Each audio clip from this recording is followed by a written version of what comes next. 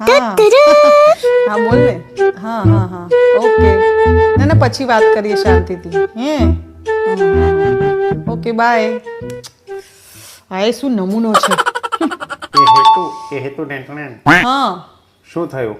અરે આ મારી પેલી ફ્રેન્ડ નથી, આપણે હમણાં મેરેજમાં ગયા હતા, એનો ફોન હતો.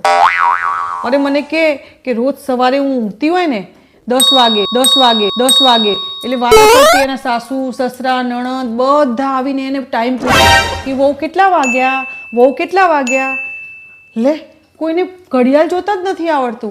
બધા સાવ અભણ છે બોલ. અરે મારું લગ્ન કોઈ અભણ ફેમિલીમાં થયું હોય ને એવું લાગે છે. સાવ ડોબી આવું કહેતી હતી બોલ. પણ તારી ફ્રેન્ડ તો અભણ નથી ને? એને તો ઘડિયાળ જોતા આવડે છે ને? Oh my god. તો સારું કહેવાય. શું છે કે ઘરમાં એક જણ તો ભણેલું હોવું જ જોઈએ.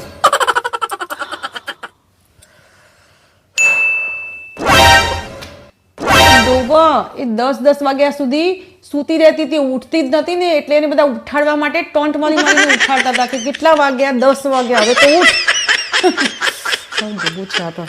અચ્છા એટલે એના સાસરી વાળા ભણેલા હતા, એ અભણ હતા. હા હવે છે ને જો ઘડિયાળમાં 11 વાગી ગયા, હવે તારા કચરા પોતાનો ટાઈમ થઈ ગયો. તું તો ભણેલો છે ને, જા કામે લાગી ગયો. ઓકે. તું ભણેલી નોટ ભટકાઈ છે મને. હે ભગવાન.